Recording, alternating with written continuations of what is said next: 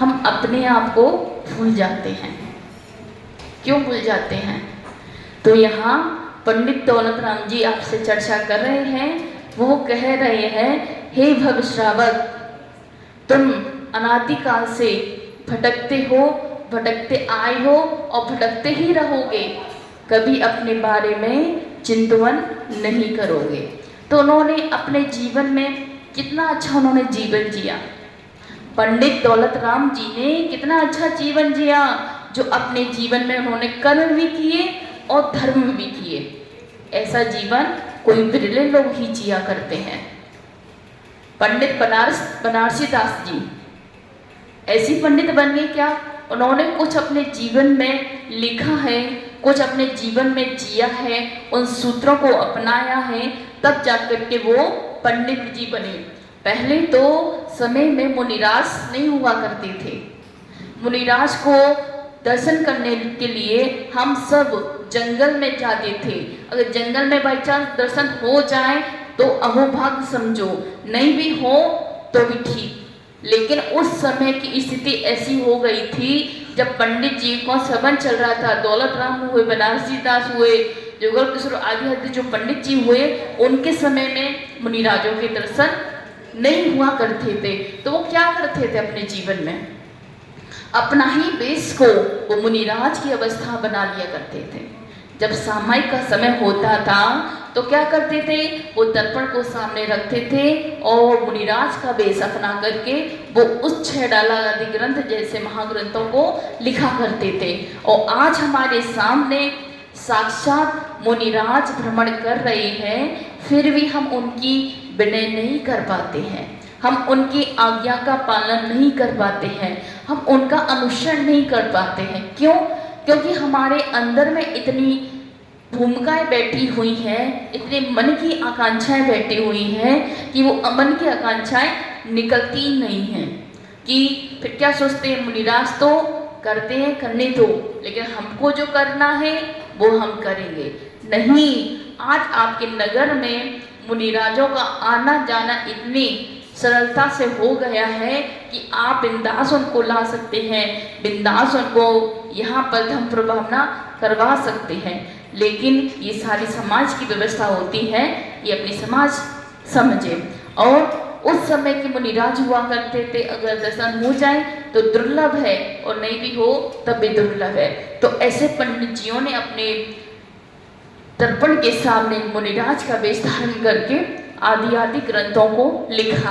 पंडित दौलत राम जी के विषय में हम आपको पहले बता चुके हैं, तो आप लोगों को याद होना चाहिए। कितनी ढाल है? 7 ढाल है, 6 होती है, पक्का है? पहली ढाल में किसका वर्णन है? चारों गतियों के दुखों का वर्णन है। दूसरी ढाल में किसका? ग्रहित और अग्रहित मिथ्यात्व का वर्णन है। ग्रहित मिथ्या क्या होता है? जो ग्रहण कर रहे हैं, प्रेजेंट में हम जो ग्रहण कर रहे हैं वो ग्रहित मिथ्यात्व है। और अग्रहित मिथ्यात्व जो हम पहले से पूर्व कर्मों के द्वारा ग्रहण करते आए हैं, तो आज हम वो कर्मों को भोग रहे हैं। पहले आप कभी, हम सब कभी मिले होंगे, हम सभी ने एक साथ दर्शन किया होगा, हम सभी ने कहीं मंदिर का जीर्णोद्धार कराया होगा, तो आज हम सब यहाँ उपस्थित हैं। पहले के कर्म जो किए हैं मिथ्यात्व रूप में किया गया अभी कर्म उदय में आएगा, और सम्यक रूप में किया गया कर्म भी उदय में आएगा। दोनों कर्म सिद्धांत साथ में चलते हैं, या वो मिथ्या दृष्टि हो या सम्यक दृष्टि हो। तीसरी ढाल में किसका वर्णन है? सम्यक नहीं, एक आएगा सम्यक दर्शन का वर्णन है। किसका? सम्यक दर्शन का वर्णन है। फिर तीसरी ढाल में सम्यक ज्ञान का वर्णन है। चौथी ढाल में यानी कि 12 भावनाओं का वर्णन है। और छठवीं ढाल में मुनिराजों की चर्या का वर्णन है। तो ऐसे ऐसे उनको क्या पता था कि मुनिराज इतने 28 मूल का पालन करते हैं। मुनिराज 28 मूल गुण का पालन करते हैं। उन पंडित को क्या पता होगा, लेकिन उन्होंने उन जैसा वेश बना करके उनके गुणों को लिखने का प्रयास किया। अगर हमसे कह दिया जाए कि चलो भाई तुम किसी व्यक्ति के बारे में अच्छी 2 शब्द लिख दो, तो वो लिख पाएंगे? नहीं लिख सकते, क्योंकि आपका मन उसके लिए पॉजिटिव होगा ही नहीं। तो आप क्या लिख सकते हो? कुछ नहीं लिख सकते हो। अगर भगवान के बारे में बोलने के लिए दे दिया जाए तो आप क्या लिखोगे? क्या बोलोगे आप? 2 शब्द उनके जन्म का, उनके मोक्ष का, उनके माता पिता का, उनके गृह अवस्था का, उनके केवल ज्ञान का, उनके समय में कितने मुनिराग मोक्ष का, ये सब बताओगे। लेकिन उनके अंदर की क्या अनुभूति हुई वो आप लिख सकते हो? नहीं लिख सकते हो। उनके अंदर में क्या भाव रहे होंगे वो आप जान सकते हो? नहीं जान सकते हैं। तो जो स्वयं के अंदर में जो स्वयं के भाव बनाए गए हैं, स्वयं के द्वारा किए गए हैं, वो हम स्वयं जान सकते हैं। और केवली गम्य है, वो अन्य कोई व्यक्ति, अन्य कोई श्रावक नहीं जान सकता। वो हम स्वयं की कर्ता स्वयं होते हैं। स्वयं को जानो, स्वयं को पहचानो और स्वयं में रम जाना है, वही मोक्ष मार्ग का सिद्धांत है। तो इसमें आचार्य पंडित दौलत राम जी कहते हैं कि हे भविष्यावक, आपने किन किन पर्याय में जाकर के दुख को सहन किया? पहला कहाँ गए? नरक में, नरक चले गए। पहले निर्गोध से निकला जी, फिर निगोध के बाद इत निगोध, नित निगोध, इतर निगोध और नित निगोध, 2 प्रकार के निगोध होते हैं। नित निगोध से निकला जीव, वनवेश से निकला जीव दोबारा जन्म मरण नहीं करता, अगर उसमें आ गया फिर नहीं जा सकता। अगर उसने किसी कारण अपने भावों को अच्छा बना लिया, अगर वो निकल गया बाई चांस, तो फिर दोबारा वो नहीं आ सकता। अगर दोबारा आ भी गया फिर दोबारा जा नहीं सकता। ऐसा नित्य निगोध का वर्णन है। दूसरा इतर निगोध, जहाँ से जीव निकलता है, अगर निकल भी गया तो वापस आ भी जाएगा, लेकिन वहाँ से दोबारा वापस जा भी सकता है। लेकिन नित्य निगोध से निकला जीव दोबारा वापस नहीं जाता है। ये आप लोग याद रखें। जब भी कोई आपसे क्वेश्चन पूछे, कुछ चर्चाएं करे, तो नित्य निगोध की ये विशेषता होती है। इसमें लोग कंफ्यूज हो जाते हैं कि कहाँ से निकला जीव, कहाँ आता है और कहाँ नहीं जाता है। तो इसमें आप लोग विशेष नोट कर लेंगे। फिर नित्य निगोध से निकला जीव जा सकता है और आ सकता है, लेकिन दोबारा चांस नहीं मिलेगा। एक ही बार जाएगा, एक ही बार आएगा। और इतर निगोध में अगर पहुंच गया, नित्य निगोध से इतर निगोध में गया जो जीव है वो आगे भी बढ़ सकता है और वहां से पीछे भी आ सकता है। फिर दोबारा उसको चांस मिलता है जाने का कि तुम जाओ भाई, अपना कल्याण करो। क्यों तुम इस गड्ढे में पड़े हुए हो? तुम इस गड्ढे में रहकर के अपने जीव का कल्याण नहीं कर पाओगे। इसलिए उसको कुछ ना कुछ ऐसी भावनाएं मिल जाती हैं, ऐसी प्रवृत्ति मिल जाती है, ऐसा एनवायरनमेंट मिल जाता है जिससे वो दोबारा वहां से निकल कर अपना कल्याण करने की भावना सोचता है। तो इतर निगोध से निकलने वाला जीव को चांस होता है और नित्य निगोध से निकलने वाले जीव को चांस नहीं मिलता है। ये आप लोग याद रखेंगे। फिर वहां से निकला जीव किस में जाएगा? एक इंद्रिय में इतना जल्दी पहुंच जाएगा? पहले स्थावर में जाएगा। क्या बनेगा? पृथ्वी, जल, अग्नि, वायु, वनस्पति, ये 5 प्रकार के स्थावर जीव हैं जिसमें असंख्यात समय गुजार के अपना जीवन व्यतीत करते हैं। अब पृथ्वी है, पृथ्वी आप ये इस वाली समझोगे या दूसरी वाली? कौन सी दूसरी? जो पत्थर पहाड़ होते हैं, चट्टानें होती हैं, उसमें पृथ्वी कायिक जीव पाए जाते हैं। पृथ्वी जीव कायिक कहाँ पाए जाएंगे? पत्थर में, पहाड़ों में, जहाँ पर बड़े बड़े पहाड़ होते हैं। जैसे यहाँ पे असम में पूरी जगह पहाड़ों का इलाका है, तो वहाँ जो पत्थर है, पत्थर की उम्र होती है, कितने साल तक वो जीता है और कितने साल तक वो रहता है। तो पृथ्वी का जीवों में उसमें जीव पाए जाते हैं। वो तो आपको बाहर से आकृति दिख रही है कि चट्टान है, लेकिन उस चट्टान में रहने वाली असंख्यात जीव हैं, अनंत जीव उसमें पाए जाते हैं। पत्थर आज आपने देखा होगा कैसे बनते हैं, तो बहुत सारे इसके बहुत बड़ा लॉजिक है इसके लिए।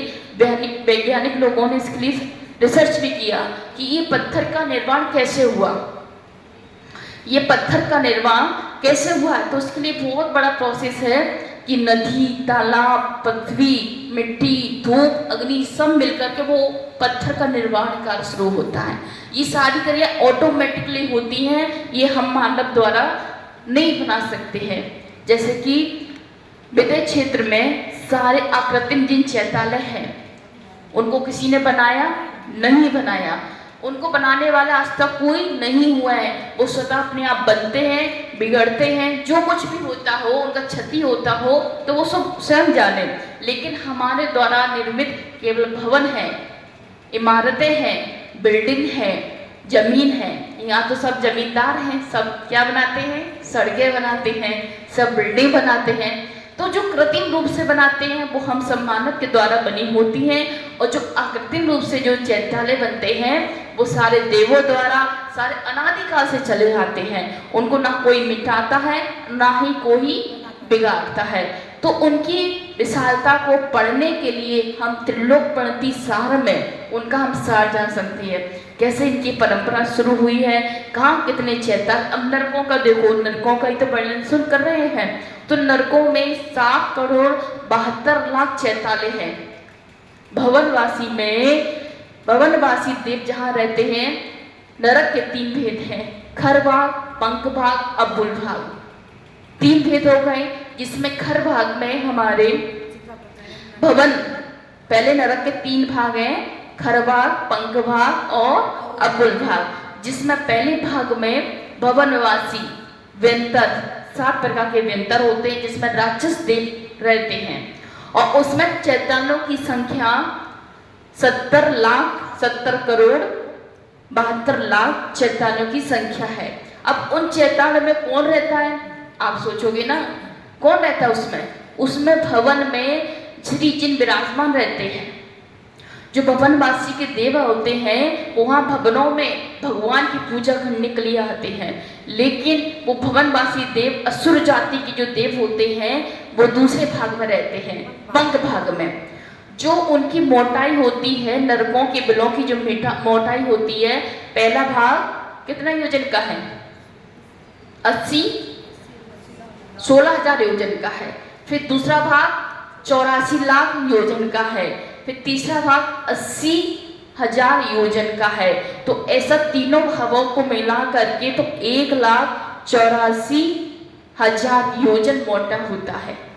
तीनों भावों को मिलाएंगे तो 1,84,000 योजन का होता है। तो ऐसे ऐसे नरकों का विवेचन है। अब इसमें कितने बिल होते हैं? कितने बिल होते हैं? 84 लाख बिल होते हैं। इंद्र बिल कितने होते हैं? 49। कितने होते हैं? 49। और जो पहला नरक है तो एक नरक में कितने होते हैं? पहले में 13, दूसरे में 11, तीसरे में 9, चौथे में 7, पांचवें में कितने आएगा? 7 के बाद 5, 5 के बाद 3, 3 के बाद 1। ऐसे हमारे इंद्र बिलों की संख्या दी गई है।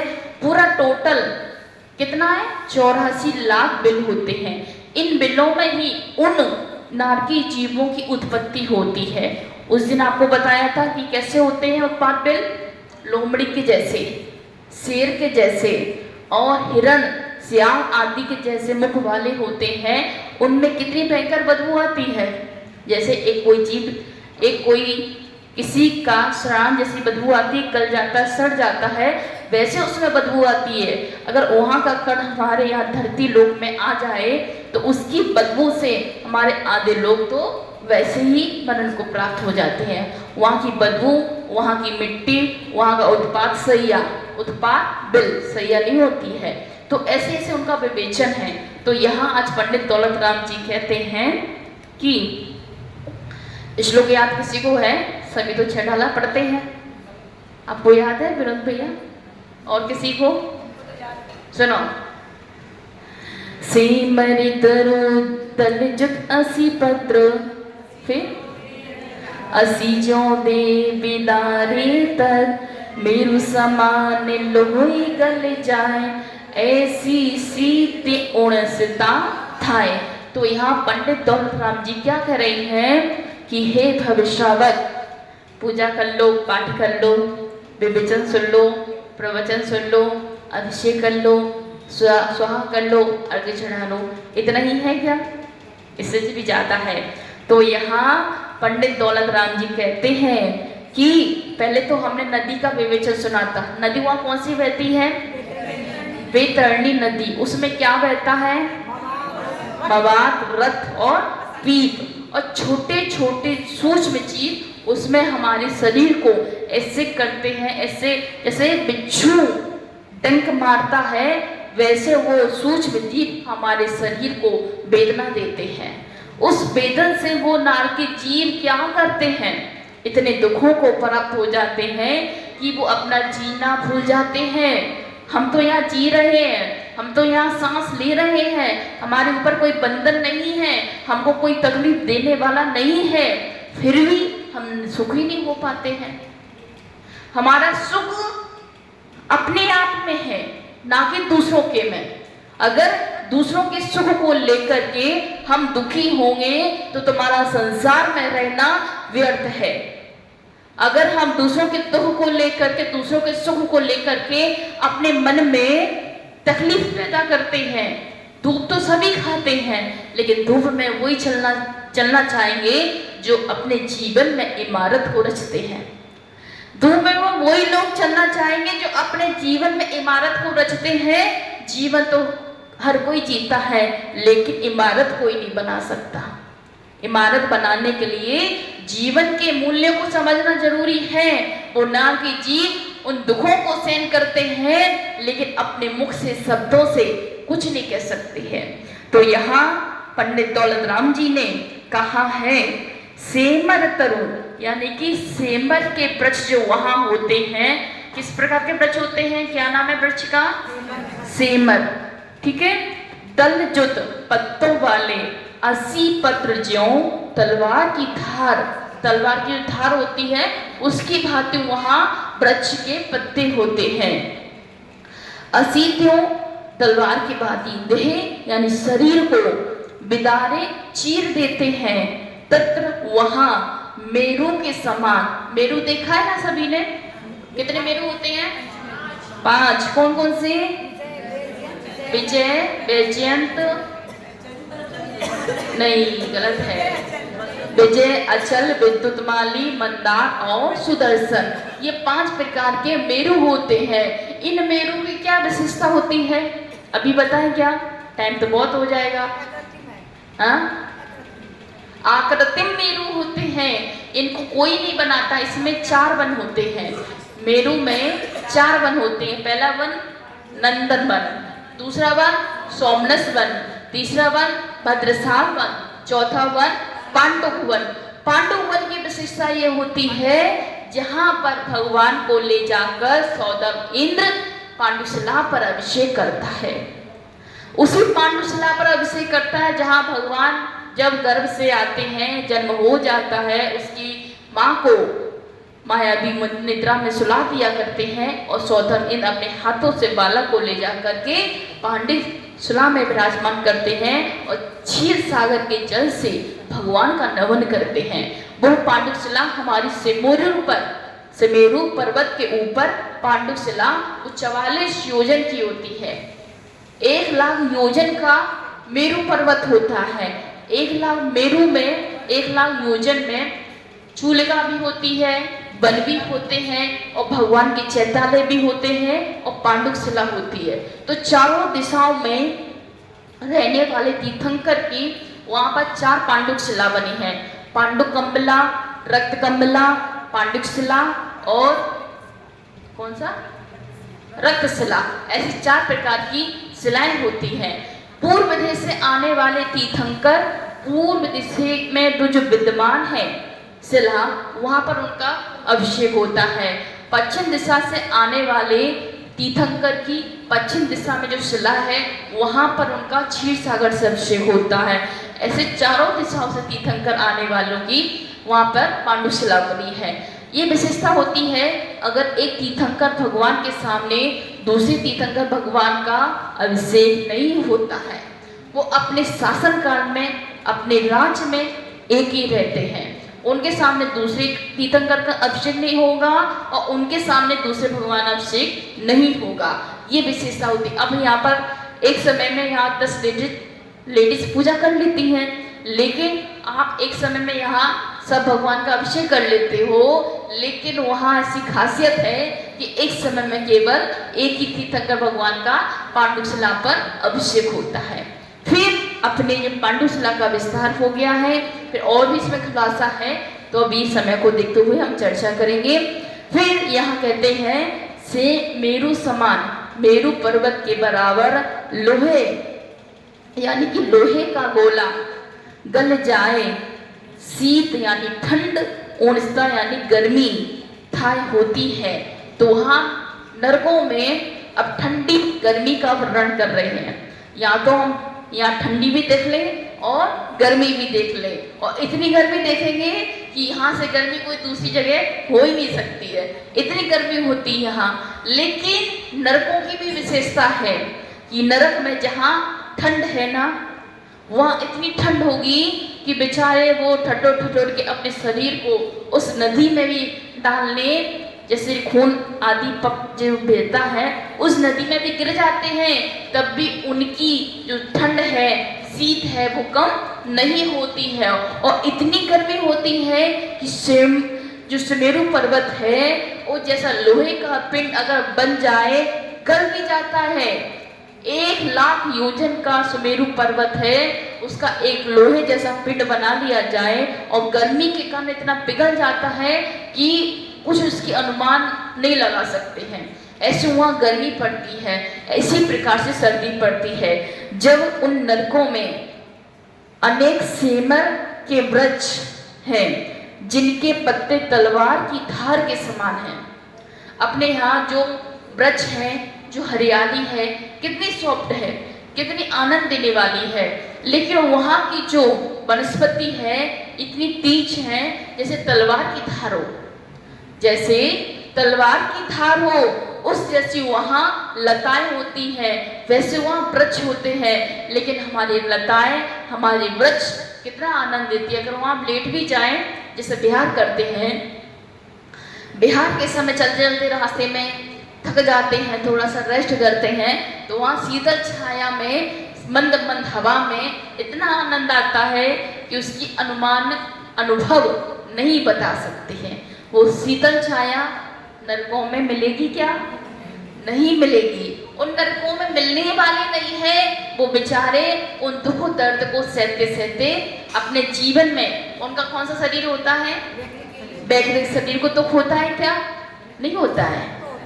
दुख होता है, वैकृत शरीर वालों को भी दुख होता है, औदारिक शरीर वालों को भी दुख होता है, और आहारक शरीर वालों को दुख होता है।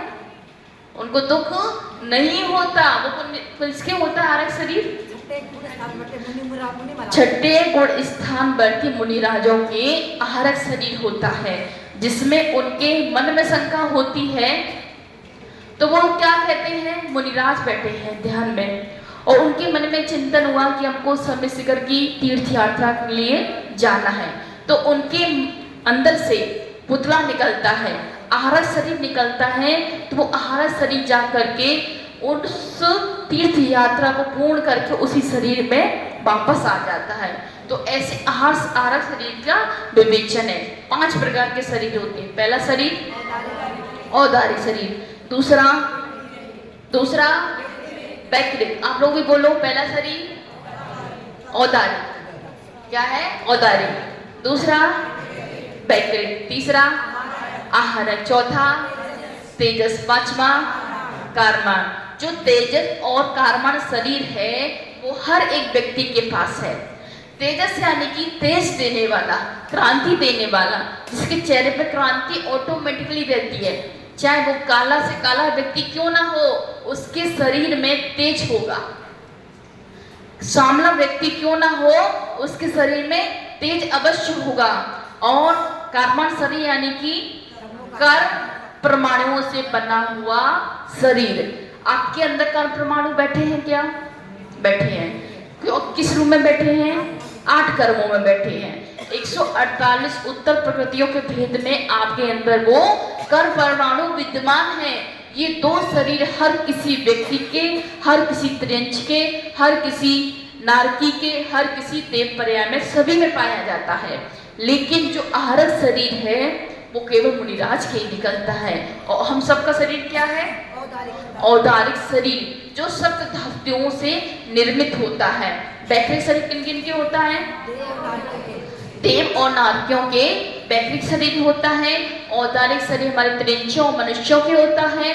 और तेजस और कर्माण शरीर हमारे सभी के पाया जाता है। तो 5 प्रकार के शरीर आपने बताए हैं। और यहाँ चर्चा करते हैं कि जो पत्ते तलवार की धार जैसे होते हैं, तो वो नारकी जीव सोचते हैं मन में कि हमें कहीं से थोड़ा ठंडा मिल जाए, कहीं से हमको वेदना कम हो जाए, तो वो उन पत्तों के नीचे, उन वृक्ष के नीचे बैठते हैं। लेकिन वो वृक्ष क्या करते हैं? उनके ऊपर गिर जाते हैं और उनके शरीर को चीर देते हैं। तो बेचारे उनकी वेदना को हम कैसे कह सकते हैं? अगर यहाँ हम सुबह से लेकर शाम तक उनकी वेदना बताएं, तब भी वेदना उनकी कम है। तो ऐसे अपने जीवन में उन क्षणों को याद करें कि जब हमारे पास दुख आ जाए, तो त्रियंचों जैसे दुख को, नारकी जैसे दुखों को याद कर लेना। और जहाँ हमारे पास सुख आ जाए, तो उन सर्वों के देवों को याद कर लेना कि उन जैसा वैभव हमारे पास नहीं है, उन जैसी ख्याति हमारे पास नहीं है। फिर भी हम इतने मानी अभिमानी हो जाते हैं जिससे हम जीना ही भूल जाते हैं। तो अपने जीवन में मानी मत बनना, अभिमानी मत बनना, जो हमको नरक की यात्रा करवाए। नरक के दुखों को क्यों इतना बता रहे हैं कि आप उनके दुखों को सुन करके मन में आपके ये पीड़ा तो आ जाए कि हम ऐसा कृतकार नहीं करेंगे, इतना हम गलत कार्य नहीं करेंगे। इतना गंदा कार्य क्यों करें जिससे हमें नरक की वेदना को सहन होना पड़े, सहन करना पड़े। इतने हम नारकी जीवों की वेदना को सुन रहे हैं, जैन धर्म को हम अपना रहे हैं, सारा चीज हम फॉलो कर रहे हैं, फिर भी इतना गलत क्यों करना? जो अज्ञानी जीव हैं वो एक बार गलत कर लेंगे चलेगा, लेकिन जो हम जानकर, मिलकर, बूझकर सब कुछ कर रहे हैं, वो फिर भी हम गलत करते जा रहे हैं। तो ऐसी गलती ना करें, ऐसा अपराध ना करें जिससे हमको नरक में जाकर के नारकियों के दुख को सहन करना पड़े। तो अपने जीवन में अच्छे से मार्गदर्शन को अपनाएं, अपने जीवन में अच्छे मूल सिद्धांतों को अपनाएं, जिससे हमारा और हम सबका कल्याण हो सके। कल्याण करने की भावना को भी बढ़ाते जाएं, जिससे हमारे जीवन में उत्कृष्ट साधना बढ़ती रहे और अपने जीवन को अच्छे से जी सके। इतनी पुनीत भावना के साथ जय बोले महावीर भगवान की जय।